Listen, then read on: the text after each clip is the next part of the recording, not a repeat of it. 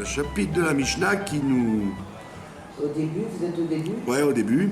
La Mishnah, elle dit En omdim leitpalel ela mitor koved rosh. On ne doit prier que quand on a la tête lourde. On ne doit pas prier si on n'a pas la tête lourde. Qu'est-ce que ça veut dire koved rosh? Ça veut dire, Rashi dit Arna'a. Ça veut dire qu'on doit être plié à la soumission à Dieu. C'est ça la tête lourde. C'est-à-dire, tu ne dois pas prier en disant allez, laisse-moi, je dois faire la tefila. Non, tu dois être sérieux, tu vas te présenter devant Dieu, donc tu dois être dans une situation de soumission à Dieu. Pardon? Pourquoi ils n'enseignent pas ça à la synagogue? C'est une catastrophe, hein, le monde. Ben, c'est la Mishnah élémentaire dans. Ouais, ben bon, mais les gens ils disent. Tu dois prier que si tu as la tête soumise à Dieu. D'ailleurs, il dit le rabbi, il dit ça que, parce que la Gemara elle répète, il dit si vous avez la crainte de ma synagogue, je vous montrerai un jour mon temple. Wow. Celui qui a la crainte du Beth Knesset, c'est compris. Eh ben, comme il y a écrit, si vous allumez les bougies de Shabbat, je vous éclairerai j'éclairerai les imatem meshamrim nerot shel Shabbat. Si vous gardez les bougies de Shabbat, je vous garderai les bougies de Sion. Donc je vous montrerai le réveil la lumière du Beth Amikdash. Alors pour les hommes, on dit, pour la synagogue, si vous craignez mon petit Beth Amikdash, c'est-à-dire la synagogue, je vous montrerai le grand Beth Amikdash. Et donc ça rejoint ce qu'elle dit la Mishnah, qu'on ne doit prier que si on a la crainte. Chassidim Arishonim, et il te dit la preuve, c'est que les Chassidim Arishonim, les premières personnes qui servaient Dieu comme il faut, on appelait ça les Chassidim, Ayu shoim sha'achat ou mitpalelim. Ils réfléchissaient pendant 1 heure et après ils se mettaient à prier. Ils se jetaient pas dans la prière comme ça. Ils réfléchissaient pendant 1 heure. Ils faisaient idbonenout pendant 1 heure. Donc nous, comme aujourd'hui, on n'a plus cette capacité, alors les Chachamim, ils ont rajouté des choses avant. Avant la Hamida, on fait Kriyat Shema, on fait les Ashrei, les Psuké de Zimra, on fait tout ce qu'il y a avant. C'est toute une préparation pour arriver à la Hamida. Pour ne pas se lancer dans la Hamida sans préparation. Et après, il y a eu la Chassidoute qui est venue, qui dit qu'il faut étudier aussi avant la Tfila. Donc on a rajouté encore des préparations. Tout ça pour arriver à la crainte de Dieu, à la Hamida. Que dès Shichavnu, l'Ibam, la Wiem, Shiva Shamaim, pour que ils dirigent leur cœur vers leur Père qui est aux cieux. Voilà, c'est ce que la Mishnah elle dit. D'accord? Maintenant, la Gemara elle demande, sur cette Mishnah, elle demande Mena anemile. D'où on apprend cette chose-là? D'où on apprend cette chose-là qu'il faut être la tête lourde quand tu pries? Peut-être que c'est pas vrai. Peut-être tu as le droit, tu lances la Hamida, puis tu t'en fiches dans quelles conditions tu es. Comme on voit dans les mariages, etc. Les gens, il y a le mariage, ils dansent, ils mangent, puis ils disent allez, vite, filat vite. Ils vont faire ça dans un couloir. On voit que ça, c'est essentiellement le matin, ce qu'on dit là. Le mincha et le soir, il n'y a pas tellement besoin parce qu'on est déjà dans le feu de la journée. Maintenant, d'où tu sais que le matin, il faut être l'esprit lourd pour aller prier? Eh bien, il te dit, Amar Rabbi Elazar, il te dit, on apprend ça de Hana. Quand elle s'est présentée à Shiloh, c'est la Haftarah qu'on a lu à Rosh Hashanah. Qu'est-ce qu'elle a dit, Hana? Il y a écrit Vei Marat Nafesh. Et elle avait l'âme l'âme amère. Elle était Marat Nafesh. Vatit Palel, et à ce moment-là, elle a prié. Ça veut dire que c'est Élie qui l'a observé. Ouais, il a cru qu'elle était. Ouais, il lui a dit, il a vu qu'elle était Marat Nafesh. Elle n'était pas, elle n'est pas venue rigoler à Shiloh. Elle est venue prier sérieusement. Et on dit qu'elle était Marat Nafesh. Elle avait l'âme amère. Vatit Palel, et elle s'est mise à prier. Mimaï. Alors il dit, c'est ta preuve qu'il faut être sérieux quand on fait la tefila, de cette phrase-là de Hana. Dilma, Shane, Hana, peut-être c'est différent. Chez Hana, c'était différent. Des Avat, Merira, Libatouva. Parce qu'elle était vraiment très triste, parce qu'elle n'avait pas d'enfant.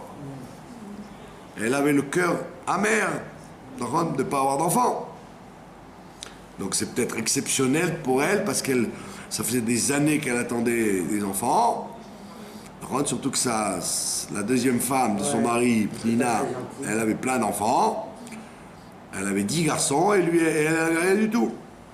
Donc peut-être tu vas dire c'est normal. Quelqu'un qui a des problèmes, qui a une tristesse, c'est normal qu'il prie sérieusement. Mais c'est peut-être pas tout le monde. Quelqu'un il n'a pas de problème, il se réveille le matin, il a une maison, il a de quoi manger, il est en bonne santé. Pourquoi il devrait être sérieux quand il va prier? Peut-être lui ça ne le concernerait pas, ça concernerait que les gens qui ont un malade ou comme une femme comme Hana. Donc, d'où as-tu la preuve que c'est de Hana qu'on apprend ça? Et là, ma Rabbi Yosef et Rabbi Hanina, il dit, bon, mais si tu ne veux pas l'apprendre de Hana, tu peux l'apprendre des Tehilim. Dans les Tehilim, le Tehilim 5, qu'est-ce qu'il dit là-bas, le roi David? Mais comment c'est que c'était. Pardon? Echa? Mais Acha, de ici. Ah. Ici, c'est quoi? Du pasuk qui dit, Vani berov chasdecha avo betecha. Et moi, par ta grande bonté, je viendrai dans ta maison. Eshtachave elechal kotshecha beiratecha. Et je me prosternerai dans ton sanctuaire, beiratecha, avec ta crainte. Voilà, si tu veux pas le pasuk de Hana, parce que tu dis que c'est très spécial à son histoire à elle, je t'emmène un pasuk du roi David qui te dit, moi j'ai la chance d'aller à ta maison, mais quand je vais venir là-bas, je vais me tenir dans la crainte. Je vais pas plaisanter. D'accord?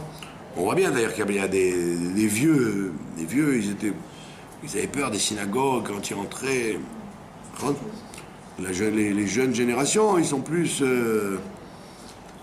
tendance à considérer la synagogue comme un endroit comment on dit, un endroit pas sérieux. D'accord? Je vous ai raconté, j'ai un cousin à moi qui était un gauchiste, un grand gauchiste. Ouais, il était dans le mouvement du Meretz.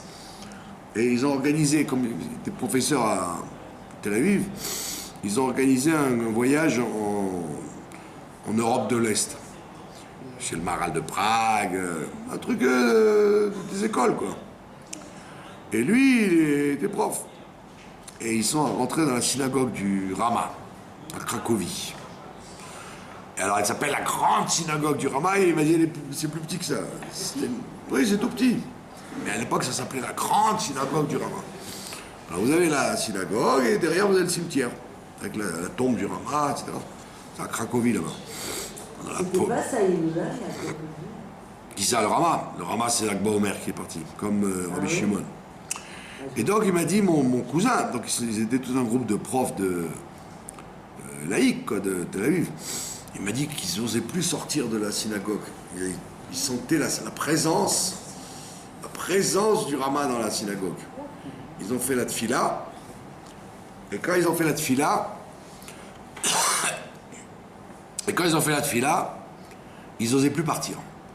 Tellement ils étaient impressionnés par Et ils ont dit qu'il y avait des fauteuils du Rama, comme ça, c'est un grand fauteuil en pierre, vous voyez. On voit, il y a des photos. Il a l'impression qu'il allait se lever, quoi. Et pourtant, ils ne sont pas du tout. Ils vont même pas à la choue, là, à Tel Aviv, c'est pas leur problème. Ils sont pas du tout dans le trip du judaïsme. Donc ça veut dire qu'ils sentaient la kedusha de la synagogue. Donc ça veut dire que chacun. Quand il dit dans la Mishnah, c'est où exactement qu'on peut trouver? La Mishnah, c'est ce qu'on vient de lire. Oui, mais la Mishnah, c'est. C'est ce qu'elle a dit, la Mishnah. On ne doit pas prier si on n'est pas. C'est dans ce là. C'est ce qu'on vient de lire. C'est Aleph. La Mishnah, c'est ce qu'on a lu au début. Donc il te dit maintenant. Donc la Gemara, elle a demandé d'où tu sais que cette Mishnah-là, qu'il faut prier la tête lourde. Peut-être c'est un truc inventé. Alors il dit non, là on l'a pris de Hana. Il lui dit d'où tu sais Hana, peut-être parce qu'elle n'avait pas d'enfant, donc elle était triste. Maintenant il te dit un verset qui est objectif, le verset de David Améler. Que quand tu rentres dans la synagogue, tu viens avec la crainte. Tu viens la crainte. Donc c'est déjà, en plus un principe de chinour. Tu dois apprendre aux enfants d'avoir la crainte de la synagogue. S'ils n'ont pas la crainte quand ils sont petits, ils l'ont toujours pas quand ils seront grands. Quand ils viennent à la synagogue, tu dois, avec tes enfants, entrer comme si c'était les Havdil comme les chrétiens et les musulmans dans leur lieu saint, ils ont peur. Ils se comportent autrement. Ouais. Les catholiques ou les protestants ou les arabes, ils sont quand ils viennent dans un endroit de prière, Ah oui, je veux dire. Oui, les arabes quand ils vont prier à Hebron, ils ont peur de rentrer. Et donc c'est nous qui avons le devoir d'apprendre à nos enfants. D'accord ? C'est pour ça qu'il y a écrit que tu ne dois pas faire des calculs dans un bêta Knesset, tu ne dois pas. Mais il y a des gens, par exemple, ils mettent une jambe sur l'autre, où ils rigolent, ils plaisantent. On te dit que c'est très très embêtant ça. C'est ce que disait d'ailleurs le rabbi de Gour. Il disait pourquoi les synagogues d'Europe elles ont été détruites par les Allemands. Il disait parce qu'ils n'avaient pas la crainte. Ils parlaient dans les filotes. Donc les Allemands, ils ont tous saccagé. Dans les pays séfarades, où les gens ils avaient plus peur des synagogues, les Arabes n'ont jamais détruit une synagogue. Même dans les pays où ils sont arrivés, quoi. En Grèce, en Turquie, en Afrique du Nord, etc. Jamais une synagogue séfarade n'a été détruite. Alors qu'en Europe, ils ont tout détruit. Sauf la synagogue du Rama, du Maharal de Prague, sauf des endroits où ils ont compris qu'il y avait quelque chose qui se passe là. Donc il te dit, donc tu vois qu'il faut, quand tu pries, être dans la crainte. Devant qui tu te présentes. Oumimai, alors il dit, et de ça, il dit de ça tu apprends de David. Dilma David, Chané, il dit peut-être qu'aussi David c'est différent. Dava Metzaer Nafshe Berachmei Tuva. Parce que comme Hana, on a dit, elle priait sérieusement parce qu'elle n'avait pas d'enfant, donc elle avait une peine terrible, que sa concurrente avait 10 garçons et qu'elle n'en avait pas du tout. Ça faisait des années qu'elle était mariée en plus. D'accord ? La preuve, c'est que même Elkana, il lui a dit, mais moi, tu m'as comme mari, c'est mieux que 10 enfants. Ouais. Alors elle a dit, oui, c'est vrai. Non, c'est vrai qu'une femme, elle est liée à son mari, d'accord ? Mais en vérité, une femme, elle est plus liée à ses enfants. Une veuve, par exemple, bon, elle s'en remet. Elle a perdu son mari, elle s'en remet quand même. Mais une femme qui perd ses enfants, ça elle s'en remet jamais. D'accord ? Bien que dans le Gan Eden, je vous préviens tout de suite, on ne soit pas avec ses enfants ni avec ses parents, on est qu'avec son mari. Parce qu'on est comme, c'est Adam Arishon, quoi. Zachar, on est Keva. Donc, il y en a qui se disent, oh zut, alors. Les gens qui ont des problèmes de shlom bayit, ils se disent quoi, j'ai des problèmes de shlom bayit et je me retrouve avec ma bonne femme de l'autre côté. D'accord? Mais Rav, ce que je comprends pas, c'est que... Alors que les enfants et les parents, non. Par exemple, tu peux être très lié avec tes parents ou très lié avec tes enfants. Après la mort, on n'est pas dans le même secteur. Alors que de l'autre côté, on est... Mais Rav, pourtant, on raconte que quand on va dans l'autre côté... Quand on passe l'arme à gauche. Il y a nos ancêtres qui viennent nous accueillir. C'est tout. Eh ben, nos ancêtres, c'est pas... Ils viennent vous accueillir, mais ils sont pas avec vous. Ils viennent vous accueillir, mais ils vous disent bye bye. Ils sont très loin, quoi. Ben, c'est comme à l'avion, quand vous accueillez quelqu'un à l'avion, à l'aéroport, vous n'avez pas voyagé avec lui, hein, et vous lui dites bonjour, lui vient de New York et vous venez de Tombouctou. Ils viennent vous accueillir, après ils vous disent allez salut, toi tu es. Demande à ton numéro là. L'hôtel 3 étoiles. D'accord. Donc on voit bien que Elkana, il a dit, tu sais, tu m'as comme mari, c'est mieux que 10 enfants. Elle a dit non, non, non, non, non. Toi, tu es mon mari, mais je veux quand même des enfants. Et donc elle a eu Shmuel.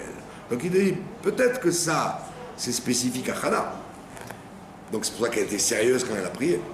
Et peut-être David, c'est pas aussi un exemple, parce que David, il était toujours poursuivi par les Shaoul et ses fils, et Doeg, Achitophel, il a eu tellement d'épreuves que c'est normal que lui, quand il est rentré au Beth Amikda, à la synagogue, si on peut dire, il avait la crainte, parce qu'il avait de quoi demander. Mais moi, si j'ai rien, si j'ai pas de problème, pourquoi tu veux que j'ai la crainte quand je prie? Peut-être que je n'ai pas besoin d'avoir la crainte, tout va bien. Alors il dit, et là, Amar Rabbi Yoshua ben Levi, Rabbi Yoshua ben Levi dit, alors si vous ne voulez pas ni Hana ni David, je vais vous emmener un autre verset clair. Un autre verset clair qui dit, Me'acha, Ishtachavu l'Hashem be'adrat kodesh. On dit ça tous les matins dans la tfila, dans Odou. Ce verset, on le répète le matin dans la tfila de Shacharit, dans Odou. Et là-bas, il dit clair, Ishtachavu l'Hashem, donc il ne parle pas de lui, David, il parle de tout le monde. Prosternez-vous devant Dieu, be'adrat kodesh, quand vous serez dans la splendeur de sa sainteté. Il dit Altikre Adra, ne lis pas la splendeur, et la Chedra, lis la crainte. Lo be'adrat kodesh, et la bechedrat kodesh. Bechedrat kodesh, quand tu vas rentrer dans la crainte de la sainteté, c'est-à-dire la tfila, là tu dois avoir la crainte. Ça veut dire que tu ne peux pas t'amuser à faire la tfila en étant négligent. D'accord? Il y avait des gens comme ça, quand c'est Pourim par exemple, ils rigolent dans la Hamida, ils ont des fous rires dans la Hamida, alors la Chal te dit, si tu n'es pas capable d'être sérieux, ne fais pas la Hamida. C'est une chose trop importante, tu vas t'adresser à Dieu, donc tu ne peux pas... tu ne peux pas faire le zouave. Il y a même eu des questions, non? Pour lui, par exemple, il y a des gens qui se déguisent. Ouais, il va mettre un nez rouge, il va mettre il va se déguiser en clown, il va faire la Hamida. Alors, il y a des dictionnaires qui disent, est-ce qu'il a le droit de faire la tfila à Purim? Est-ce qu'à Purim, tu dois te déshabiller et t'habiller normalement, ou tu peux être déguisé pour faire la tfila de Purim? Oui, il y a des fois, les gens à Purim, ils sont déguisés comme des clowns, et puis après, ils vont à la Mida. Et en Purim, on permet, parce qu'en fait, il ne fait pas ça pour se moquer de la prière. Il fait ça parce que c'est la journée qui est une journée amusante, quoi. Une journée de simcha. D'accord? Voilà, donc on voit qu'il faut avoir la tête lourde par la crainte de Dieu quand on fait la Hamida. Maintenant, encore une fois, l'attaque, elle a dit Mimaï. Elle a dit de ça, tu apprends encore de ce pasouk. On attaque Rabbi Yoshua ben Levi, ça veut dire. Il dit peut-être Dilma. Dilma, ça veut dire peut-être. Il y a quelqu'un qui m'a dit d'ailleurs que Dilma, ça aurait peut-être donné le mot dilemme. Ah ouais, Dilma, ça veut dire peut-être.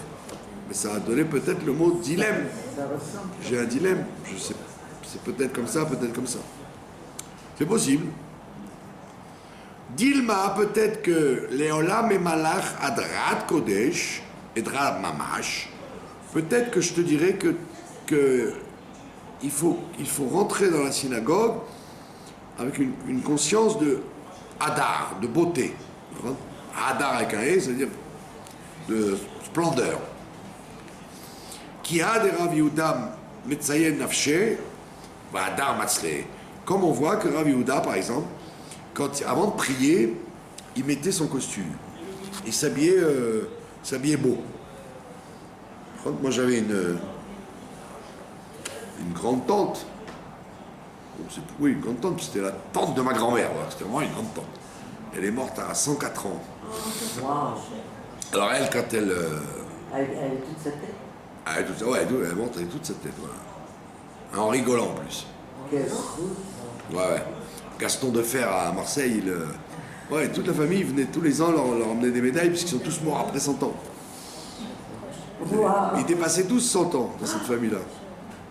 Toujours de bonne humeur. Hein. Pourtant, ils ont perdu des enfants, ils ont perdu des frères à la guerre. Enfin, ils n'ont pas rigolé, quoi. Mais ils étaient toujours de bonne humeur. Et elle, je me rappelle quand je la voyais chez ma grand-mère, parce qu'elle venait voir sa nièce. Alors elle restait des heures dans son bain comme ça, et puis elle s'habillait après. Hein.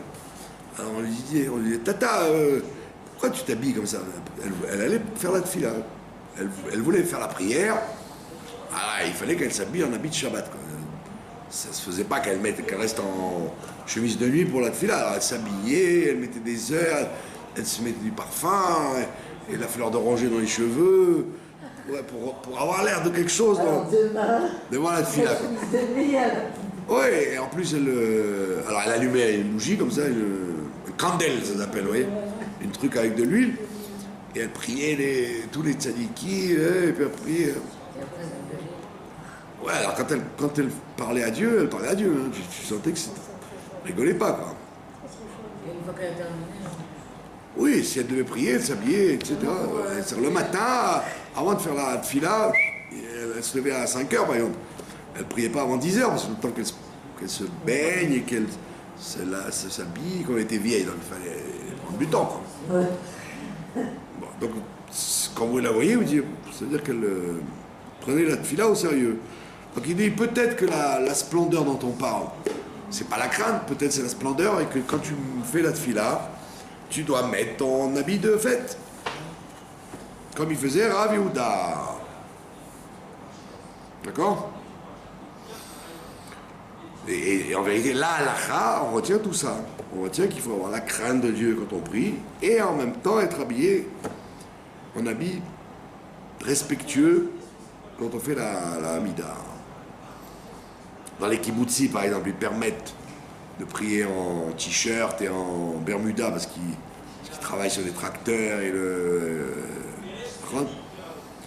donc on leur permet ça. Et quelqu'un qui habite en ville, qui travaille, on ne le laisse pas, par exemple, un boucher, par exemple. Un boucher, s'il va faire la Hamida, on lui dit enlève ton tablier au moins. J'espère que le tablier est plein de sang à faire la Hamida. Ou un poissonnier, enlève tes bottes qui sentent les écailles. Il faut t'habiller décemment. Il faut avoir l'air décemment, ouais. Il faut avoir l'air, ce que tu sens, quand tu fais la Hamida, tu as l'air quelqu'un de respectueux. Et d'ailleurs, les Arabes, les Arabes, ils se lavent carrément. Ils se lavent carrément, les Arabes. Ah ouais, ils se lavent. Bon, donc on ne doit pas être moins bien que les musulmans. Amar Rav Nachman bar Yitzhak. Lui, Rav Nachman bar Yitzhak, lui dit, moi j'ai pas besoin de tous ces psukim que vous m'avez amenés. Moi j'apprends qu'il faut craindre Dieu quand on prie, d'un verset qui dit, clair, qui dit, Ifdu et Hashem beira. Quand vous servez Dieu, servez-le avec crainte. Vegilou birada, et soyez joyeux quand même. Mais ça, c'est ce qu'on dit dans la prière. C'est un passouk dans le Mizmor Bet. Ivdu et Hashem beira, craignez, servez Dieu dans la crainte. Vegilou birada, et vous devez être joyeux, mais en tremblant. Tu ne dois pas rigoler, tu dois être heureux à l'intérieur. Maï gilou birada, qu'est-ce que ça veut dire?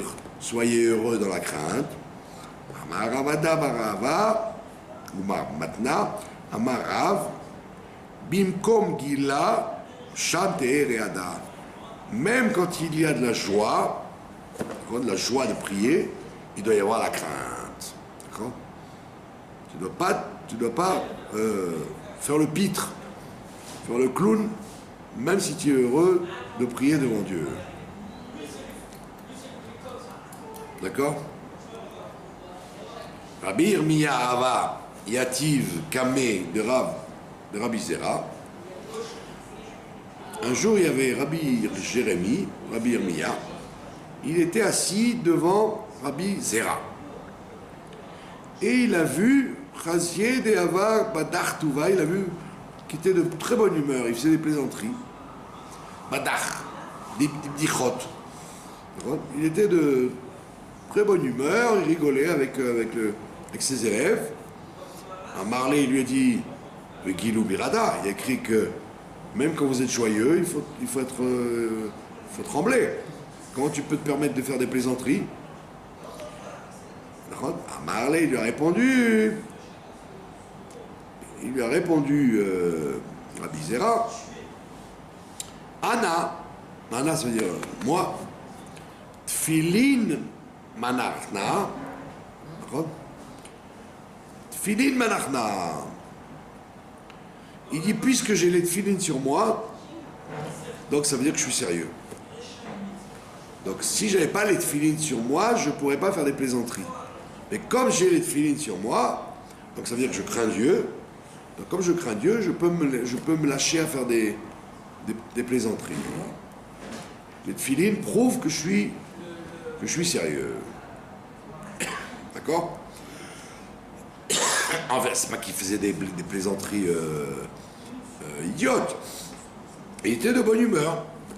Et comme il avait les tfilin sur lui, ça ne choquait pas parce que sa bonne humeur, elle était accompagnée d'une crainte de Dieu évidente quand on a les tfilin sur soi. Abaye Ava Yativ Kameh de Rabba. On raconte aussi une autre histoire, que Abaye, il était assis devant Rabba, c'était son maître. Rabba, il avait deux élèves importants, Abaye et Rava. Rava, c'était l'élève de Rabba, ainsi qu'Abaye. Donc, il était assis devant Rabba, Chasier d'Ava Yativ Deka Badach Tuva, et encore une fois, c'était son élève, Abaye, et il voit Rabba en train d'être de bonne humeur. Marley, il lui a dit, là ça va, Mar. Il dit, est-ce que monsieur, Mar, ça veut dire Monseigneur, est-ce qu'il ne pense pas, Monseigneur, que le verset de Shlomo HaMelech, dans Michelet, dans les Proverbes, il y a un verset qui dit Bechol etzev iye motar. Le roi Shlomo, il dit, dans chaque tristesse, il y a un avantage. Ça veut dire que c'est mieux d'être tristouné que d'être je m'en foutiste, de rigoler. Comme ça, il dit Shlomo HaMelech. Vous savez que Shlomo HaMelech, il a écrit 3 livres. D'accord? Quand il était jeune, il a écrit Shir HaShirim, le cantique des cantiques. Alors c'est comme il est jeune. La jeune fille, l'histoire d'amour entre lui et la jeune fille. Quel âge il avait? 15 ans, quand il a écrit Shir HaShirim. Il était jeune. Des rois, etc. Après, il était plus vieux, il a écrit les Proverbes, les Michelet. Et après, vers sa mort, il a écrit Kohelet, l'Ecclésiaste, vanité des vanités, etc. Ça veut dire que ça correspond à son évolution. Et donc, quand il était adulte, donc il a cessé d'être, comment on dit ça, de bonne humeur. Il a cessé de dire Shirachirim, il est devenu Michelet. Et dans Michelet, il dit, dans toute situation un peu triste, il y a du bien. Ça veut dire qu'il encourage les gens à être sérieux, quoi. Et vous voyez, il y a des milieux comme ça où, si vous êtes de bonne humeur, on prend pour un fou, quoi. Tu vois, pour ça, il faut être sérieux. Que ce soit un enterrement ou un mariage, il faut pas être trop de bonne humeur. Donc il lui dit, voilà, tu tiens pas compte de ce que dit Shlomo Ameler, que dans toute tristesse, il y aura un avantage. Et donc, c'est pas bien ce que tu fais là, d'être de bonne humeur. D'accord?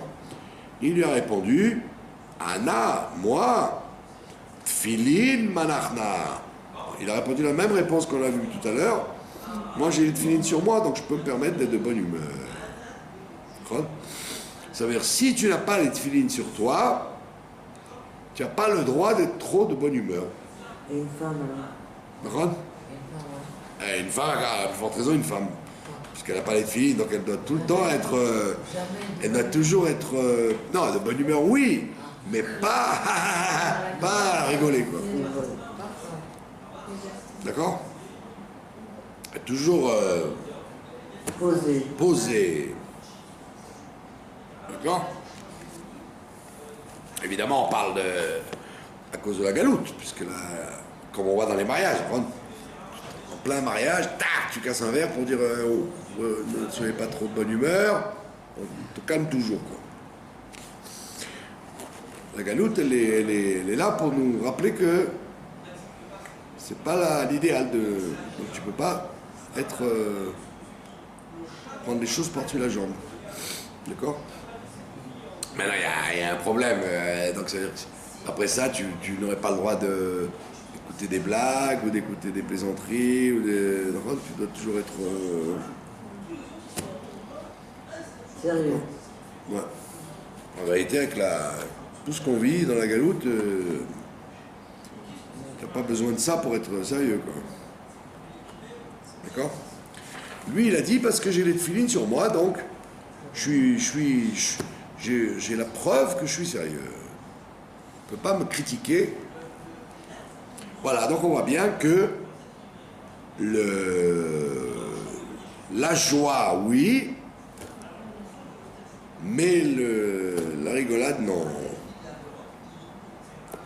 D'accord? Donc tu dois être de bonne humeur, mais jamais dépasser ça.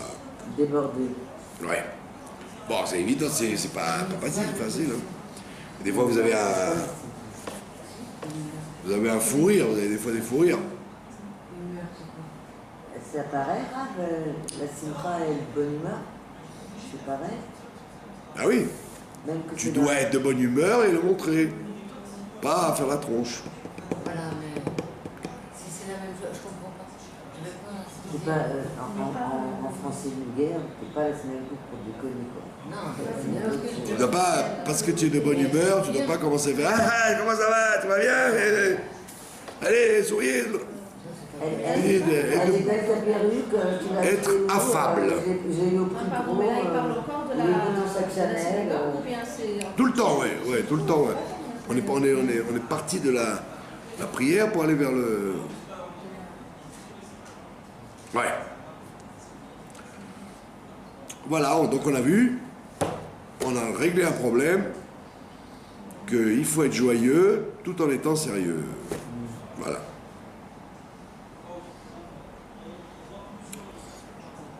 Alors c'est pour ça que dans les mariages, chez les chassidim, il y a le comique de la soirée, quoi.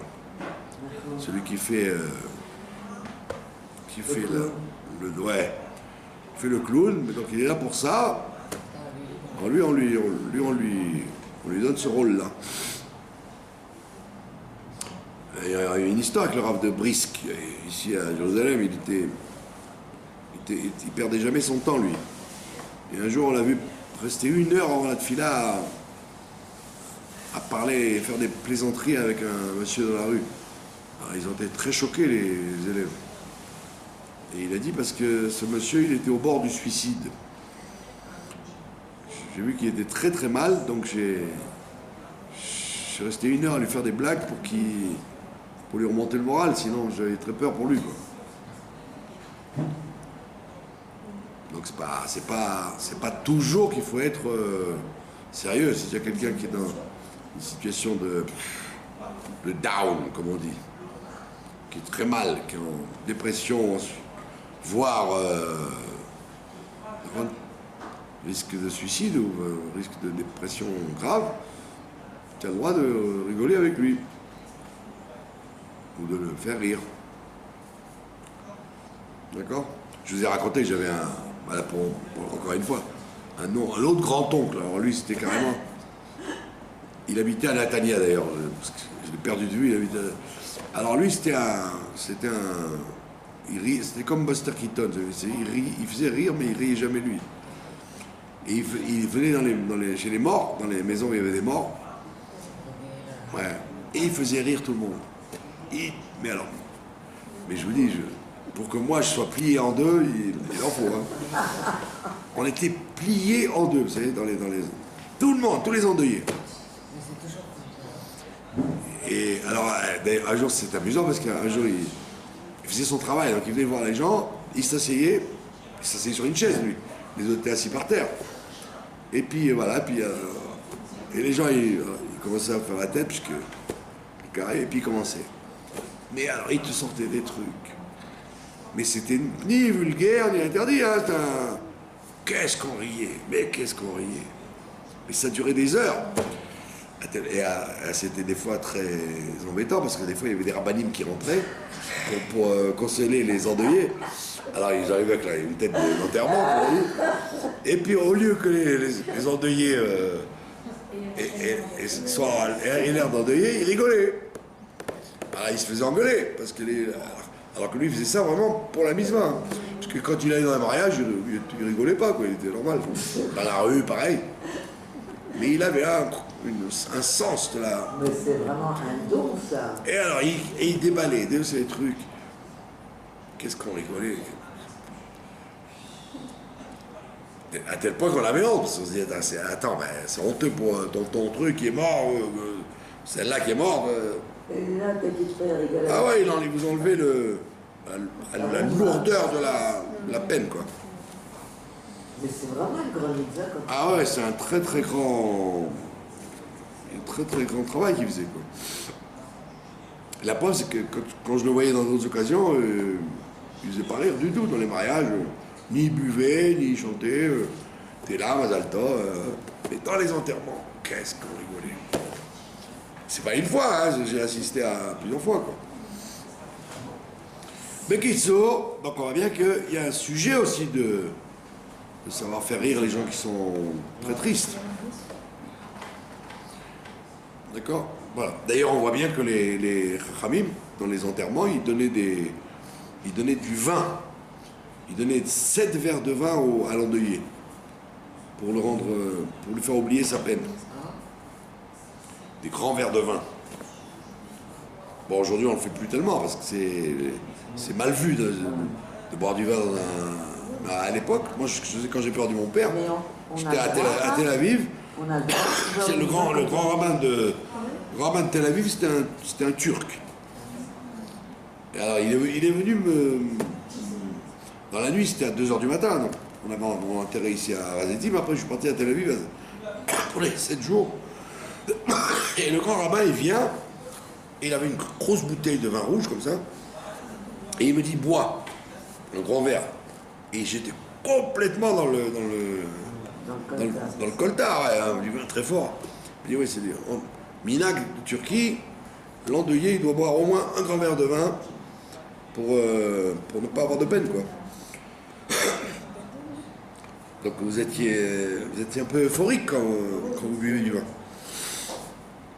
Donc on voit bien que tout ce qu'on a dit, c'est que dans une situation normale, maintenant s'il y a un drame, quelqu'un qui est vraiment pas bien, c'est bien de le faire rire au contraire. Mais il faut savoir. Voilà, ça c'est la première Mishnah. On ne doit pas prier si on n'est pas sérieux. Maintenant, la Mishnah continue, elle dit, la Gemara elle continue, elle nous dit, Tanu Rabbanan, En omdim leitpalel lo mitoch hatzvut. On n'a pas le droit de prier ni dans la tristesse. Voilà, hatzvut, si tu es déprimé complètement, c'est pas bien de prier. Il ne faut pas prier dans le désespoir. Hatzvut. Velo mitoch hatzvut, ni dans la paresse. Il faut être énergique quand tu pries. Pas la paresse. D'accord? Velo mitoch srok, ni dans la plaisanterie. D'accord? En vérité, les poskim décisionnaires, ils ont dit, c'est vrai tout ce qu'elle dit la Mishnah. Elle dit, des fois, si tu devais attendre de ne pas être dans toutes ces situations-là, tu ne prierais pas.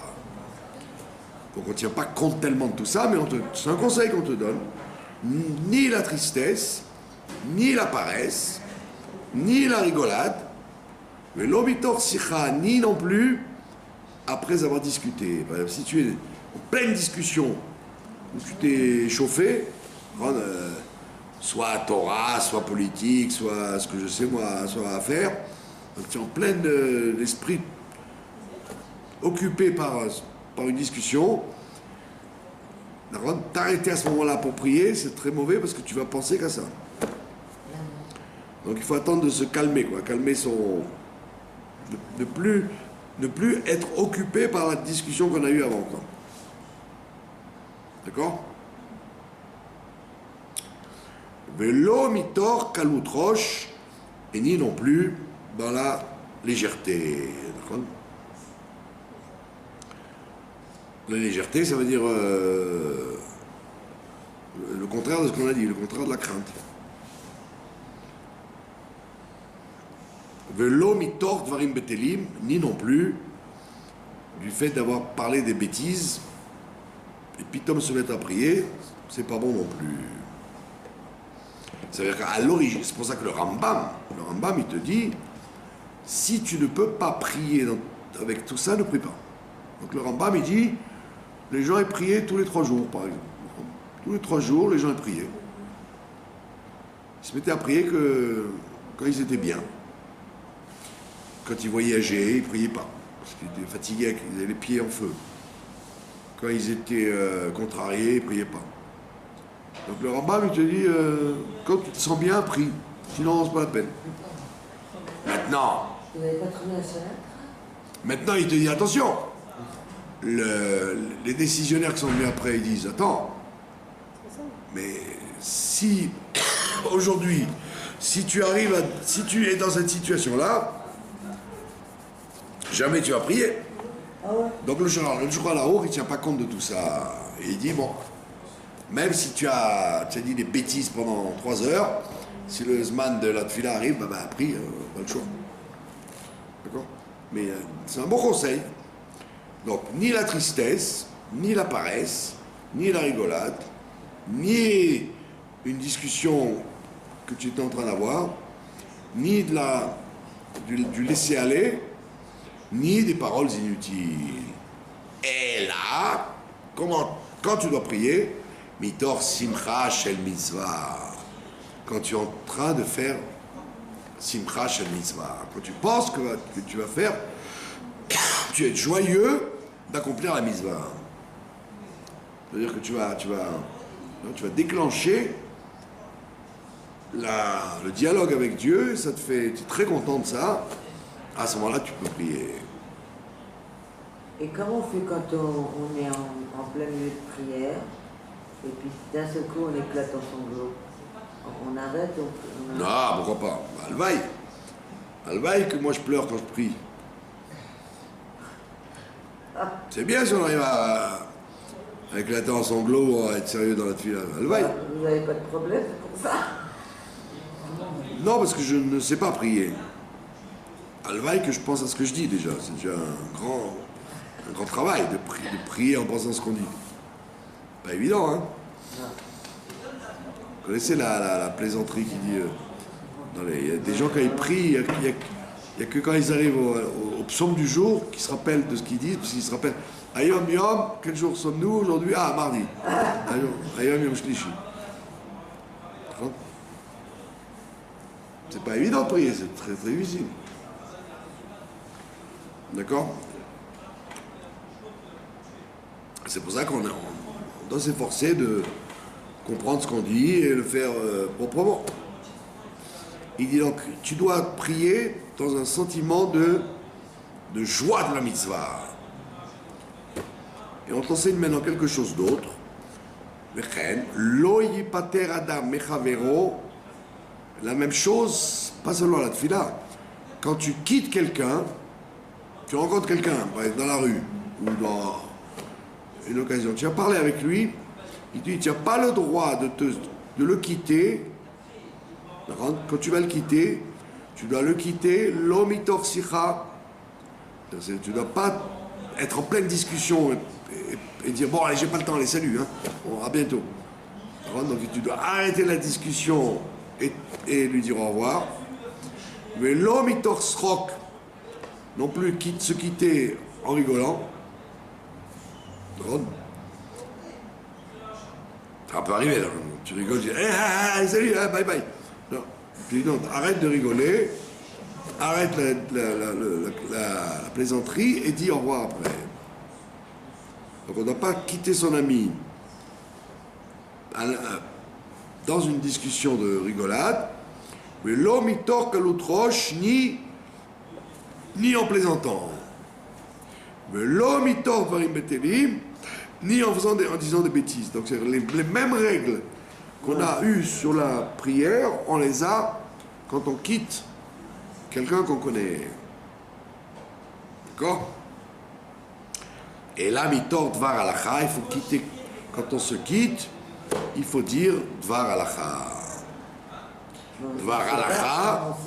On sait pas, nous, ça. Dvar alacha, c'est pour ça. Et la Chassidut a dit que ça veut dire dvar alacha, une parole d'alacha, une dvar alicha, une parole pour faire marcher la personne. C'est-à-dire une parole de confiance, quoi. Un chizouk, quelque chose qui va le renforcer, quoi, avant de partir. D'accord? Parce que comme il faut les Israéliens, quoi, yetov. Allez, shalom, bye bye, yetov. Au lieu de dire stam yetov, dis un truc intéressant avant de partir, quoi. Voilà, j'ai entendu que tel et tel événement, c'est pour le bien.